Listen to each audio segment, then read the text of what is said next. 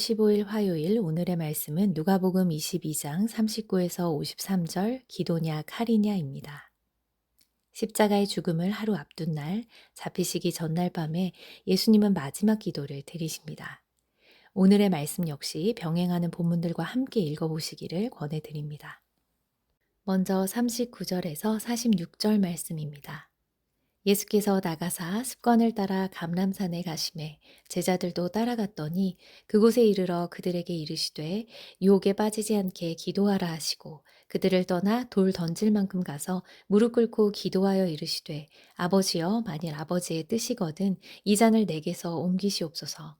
그러나 내 원대로 마시옵고 아버지의 원대로 되기를 원하나이다 하시니 천사가 하늘로부터 예수께 나타나 힘을 더하더라. 예수께서 힘쓰고 애써 더욱 간절히 기도하시니 땀이 땅에 떨어지는 핏방울같이 되더라. 기도 후에 일어나 제자들에게 가서 슬픔으로 인하여 잠든 것을 보시고 이르시되 어찌하여 자느냐 시험에 들지 않게 일어나 기도하라 하시니라. 죽음을 하루 앞두고 예수님은 제자들과 유월절 만찬을 나누시고 감람산에 가셔서 기도하셨습니다.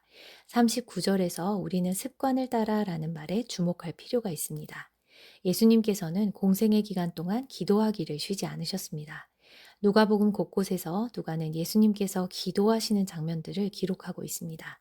3장 21절 요한에게 세례를 받으시고 기도하셨고 5장 16절 나병 환자를 고치신 후에 6장 12절 12사도를 선택하시기 전에 9장 18절 주는 그리스도시요 살아계신 하나님의 아들이시라는 베드로의 고백이 있기 전에도 예수님은 기도하셨습니다. 뿐만 아니라 9장 28에서 29절 변화산에서 11장 1절 기도를 가르치시기 전에도 예수님은 기도하셨습니다. 또 오늘의 본문이 있는 22장 32절에서도 예수님은 베드로가 후에 예수님을 부인할 것을 말씀하시며 그를 위해 기도하셨습니다. 오늘의 본문에서 생사의 기로 절체절명의 위기 앞에서도 예수님께서는 늘 하시던 대로 기도하심으로 모든 고난당하는 자가 취해야 할 자세를 몸소 보여주셨습니다. 감람산에 도착하자 예수님께서는 제자들에게 시험에 들지 않게 기도하라고 말씀하십니다.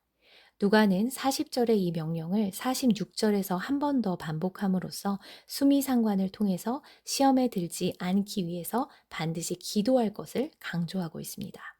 예수님이 잡히신 후부터 제자들에게는 엄청난 시련이 찾아올 것입니다. 사탄이 밀가 부르듯 제자들을 시험하고 예수님을 배반하게 만들려고 할 것입니다. 사단은 예수님의 십자가 죽음을 마주한 제자들을 허무와 절망의 늪으로 몰아넣을 것입니다. 모든 것을 버려두고 예수님을 따르던 제자로서의 삶이 도대체 무슨 의미가 있었냐고 원망하게 만들 것입니다. 예수의 추종자들을 찾아내어 죽이려고 하는 세상의 권세들 앞에서 두려워 떨게 만들 것입니다. 사람들의 거부, 멸시와 외면, 목숨의 위협 앞에서 그들을 주저앉게 만들 것입니다. 오늘도 우리의 대적 마귀는 성도들을 쓰러뜨리기 위해 오는 사자처럼 두루다니며 삼킬 자를 찾고 있습니다.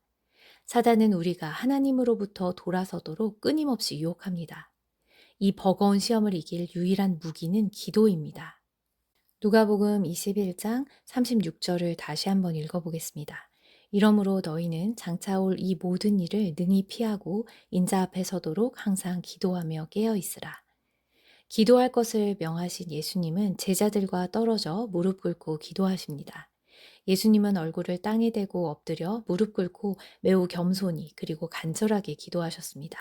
그리고 땀이 마치 핏방울처럼 땅에 떨어지도록 필사의 힘을 쏟아 간절히 기도하셨습니다. 예수님께서는 무엇을 그토록 간절하게 구하셨을까요?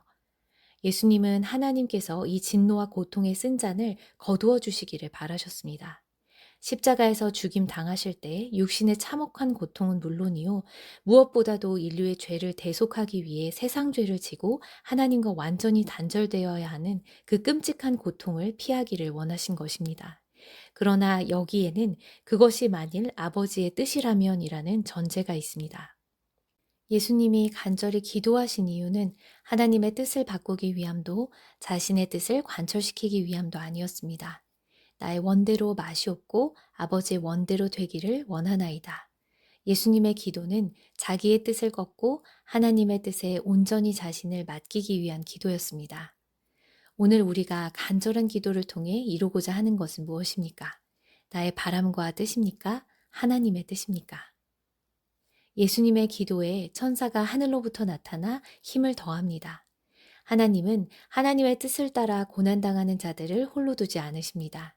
하나님의 뜻을 구하며 기도할 때 하나님은 우리의 영혼을 격려하시며 능히 감당할 수 있도록 힘을 북돋아 주실 것입니다. 예수님께서 기도를 마치셨을 때 제자들은 잠들어 있었습니다. 제자들은 예수님의 죽음을 구체적인 현실로 인식하기 시작하면서 깊은 좌절과 절망으로 걷잡을 수 없는 슬픔 속에 빠져 잠들었습니다. 이에 예수님은 어찌하여 자느냐, 시험에 들지 않게 일어나 기도하라 다시 말씀하셨습니다.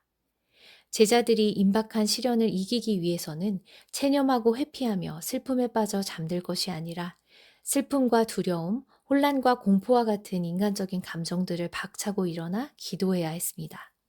47에서 53절입니다.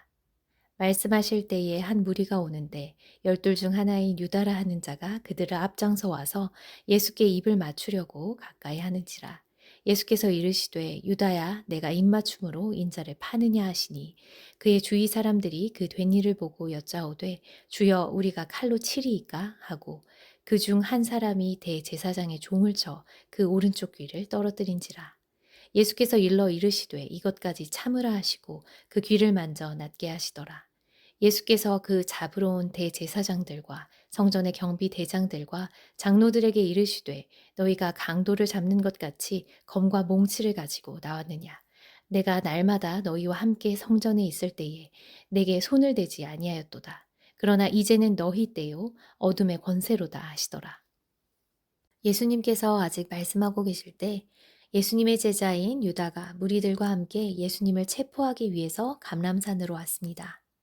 유다는 예수님을 잡기 위해 무리들과 미리 신호를 정하고 예수님께 입을 맞추려고 가까이 옵니다. 예수님은 유다의 이름을 부르시며 사랑과 존경의 표현인 입맞춤으로 예수님을 배반하려는 그의 가증한 행위를 지적하십니다.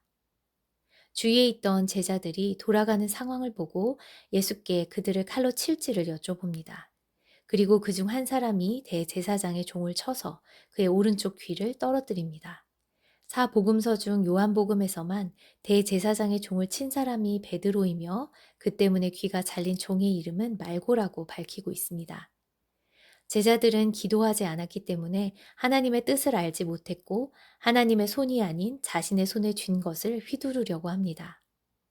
예수께서는 제자들에게 무리의 행동을 그냥 내버려 두라고 말씀하시며 말고의 귀를 치료해 주십니다. 누가복음 6장에는 원수를 사랑하라는 예수님의 가르침이 있습니다. 원수를 사랑하며 너희를 미워하는 자를 선대하며 너희를 저주하는 자를 위하여 축복하며 너희를 모욕하는 자를 위하여 기도하라고 말씀하셨습니다. 예수님은 공생애의 마지막 치유 이적을 자신을 체포하러 온 대적자에게 베푸시는 것으로 우리가 어떻게 악에게 지지 않고 선으로 악을 이길 수 있는지를 몸소 보여주셨습니다. 예수님을 잡으러 온 대제사장들, 성전의 경비 대장들과 장로들은 강도를 잡는 것과 같이 칼과 몽치를 들고 나왔습니다. 그들은 낮에 예수님과 함께 성전에 있을 때에는 예수님께 손도 대지 못하던 자들이었습니다. 그러나 어두운 밤 그들은 유다를 앞세워 예수님을 체포합니다. 어두움은 빛과 반대로 사단을 상징합니다. 이제부터는 예수님의 반대편의 선자들이 득세하는 때요, 사단이 기승을 부리는 때입니다. 그러나 이 역시 역사의 주관자이신 하나님의 주권 아래에서 하나님의 뜻이 이루어지는 과정임을 알고 계셨기에 예수님은 묵묵히 그 길을 따르십니다. 하나님의 뜻을 따라 산다는 것은 결코 쉬운 일이 아닙니다. 우리의 영은 원하지만 육신이 약하여 기도보다는 잠을 택하고 깨어있기보다는 도망치고자 합니다. 그러나 주님께서는 시험에 들지 않게 깨어 기도하라고 명하십니다. 십자가의 고난을 앞둔 예수님의 기도는 개인의 바람을 내려놓고 오직 하나님의 뜻이 이루어지기를 바라는 기도였습니다. 이것을 위해서 땀이 마치 핏방울처럼 땅에 떨어질 때까지 간절히 기도하셨습니다. 기도는 나의 뜻을 관철시키기 위해 애쓰는 과정이 아닙니다. 하나님의 말씀 앞에서 나를 꺾는 과정입니다. 기도하지 않으면 우리는 내 손에 쥔 엉뚱한 것을 휘두르게 됩니다. 그러나 우리가 하나님을 전적으로 의지하고 그분의 뜻을 구할 때 하나님은 기도하는 우리에게 위로를 주시고 어떤 어려움에도 그분의 뜻을 따를 용기와 힘을 주십니다. 기도하겠습니다. 내 뜻이 아니라 하나님의 뜻이 이루어지기를 원하나이다. 주님, 우리의 기도가 예수님 닮기를 원합니다. 주님처럼 늘 기도의 자리로 나가게 하시고 하나님 앞에서 진실한 마음으로 하루를 시작하게 하소서. 하루의 분주함과 고단함 속에서 기도를 놓치지 않게 하시고 시험에 들지 않도록 깨어있게 하소서. 혹시라도 오늘 마주할 어려움이 있다면 그 순간에 우리의 칼을 빼어서 휘두를 것이 아니라 우리로 기도하게 하시고 사랑과 인내로 반응하게 하소서. 어둠이 나를 덮을 때에도 두려움과 혼란 가운데에서도 주님의 뜻 안에 있다는 믿음으로 하나님의 시간과 주권을 신뢰하게 하소서. 오직 주님을 의지하며 주님의 돌보심 안에서 평안을 누릴 수 있기를 간구합니다. 각종 시험과 유혹, 고난이 있을지라도 믿음으로 순종하는 하루가 되길 바라며 예수 그리스도의 이름으로 기도드립니다. 아멘.